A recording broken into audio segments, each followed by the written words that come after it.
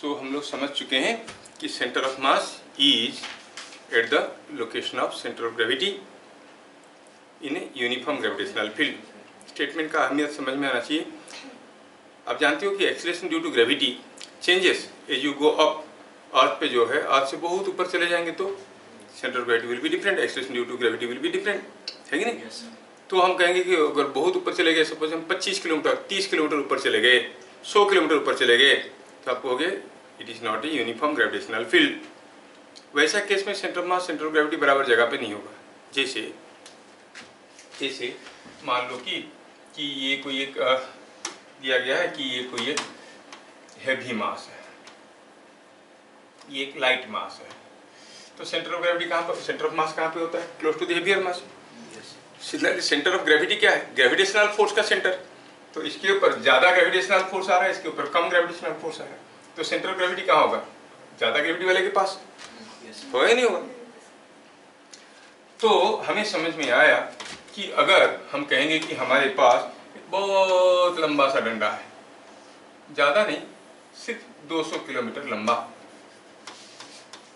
ऐसा ही डंडे को हम खड़ा कर दिए, क्या do you think the acceleration due to gravity will be same at every point here? It will be different, है कि नहीं? अच्छा, ऊपर जाएंगे तो एक्सीलरेशन ड्यू टू ग्रेविटी बढ़ेगा कि घटेगा? दूर जाएंगे आपसे तो घटेगा, ये भी सबको मालूम है। अच्छा सोचो, ये इसका ऊपर वाला हाफ पार्ट का वेट ज्यादा होगा कि नीचे वाला हाफ पार्ट का वेट ज्यादा होगा?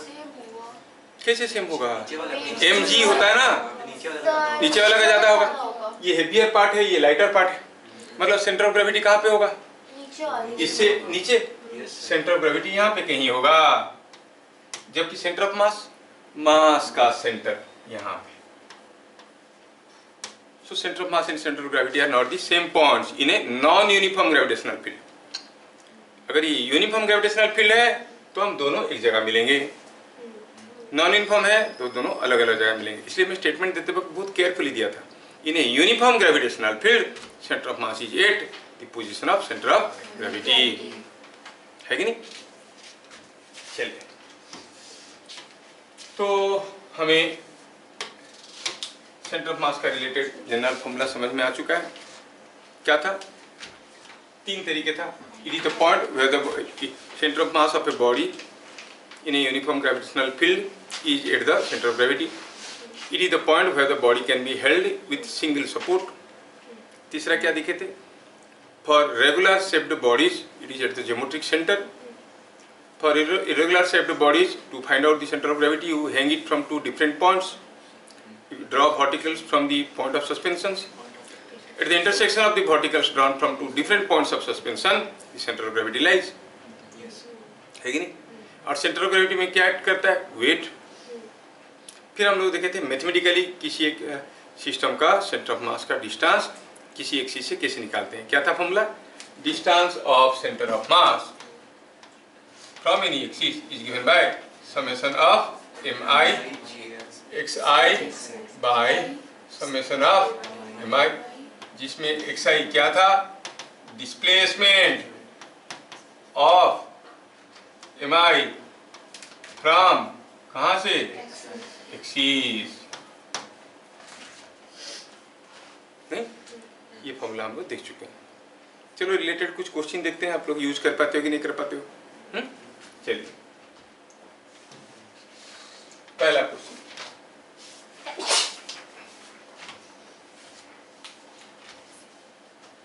पहला क्वेश्चन स्टार्ट हुआ, छीन दिया, मतलब गया दिल्ली। तो अब सपोज हम कहेंगे कि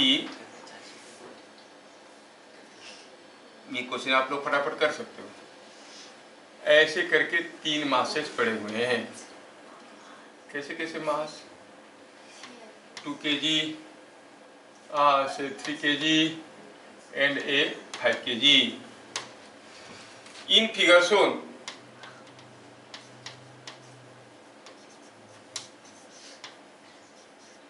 center of mass of system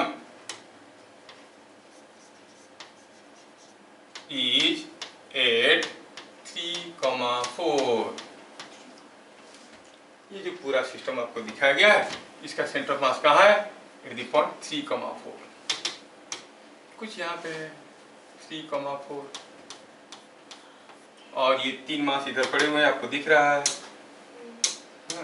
ये तीनों मास का सेंटर ऑफ मास यहाँ पड़े हुए हैं, ये है और ये भी है।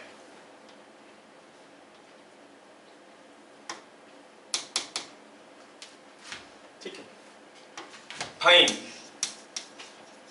where an additional mass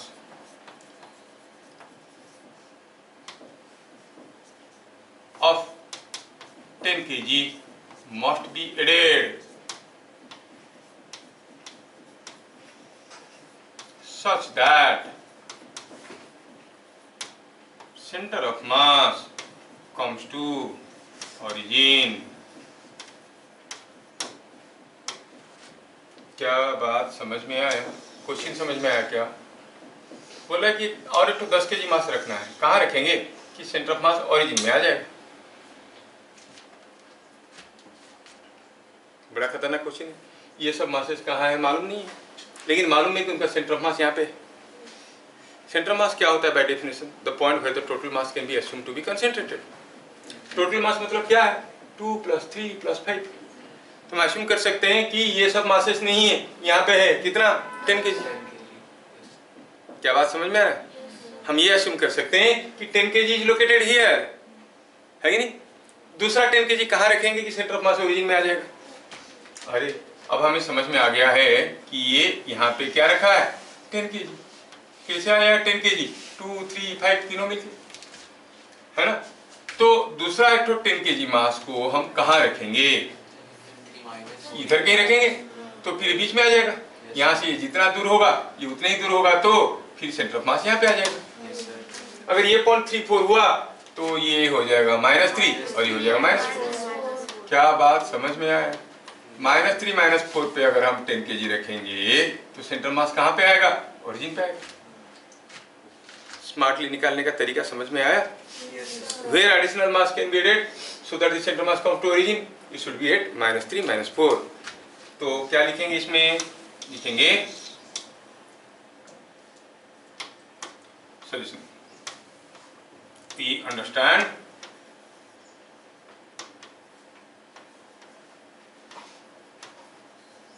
that 2 + 3 + 5 is equal to 10 kg is at 3,4 if we keep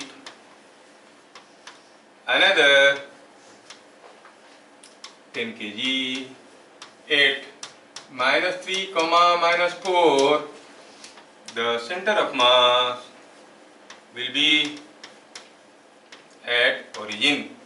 क्या बात समझ में आया? Yes। Trying to give you all possible interpretations। समझ में आया?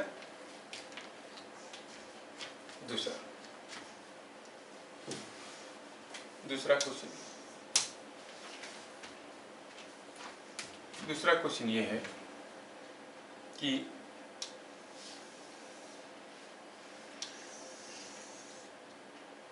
यहाँ पर अभी एक 2 kg का मास है, ये 3 kg का मास है और ये कोई एक 5 kg का मास है। Center of mass of the system, center of mass of the system is at 4,8। ठीक है? If we add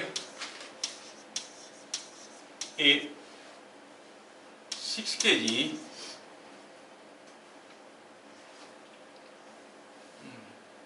20 kg 6 kg, ठीक है, 6 kg at something like 1,2, what will be new location of centre of mass, centre of मास का नया location क्या होगा? What will be new location of center of mass? Summation formula क्या था? Summation of M I X I by summation of M I. अब यहाँ पर 3 मास पड़े हैं जिनका सेंटर ऑफ मास 4-8 में है, मतलब 4-8 में क्या मास है? 10 kg है।